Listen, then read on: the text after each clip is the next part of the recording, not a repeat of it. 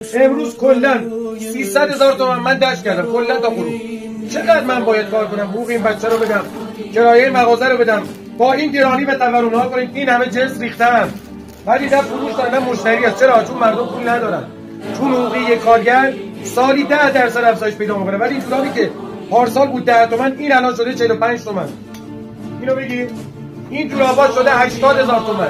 مردم ندارن بخرن چون تورم بالاست، درآمد پایینه.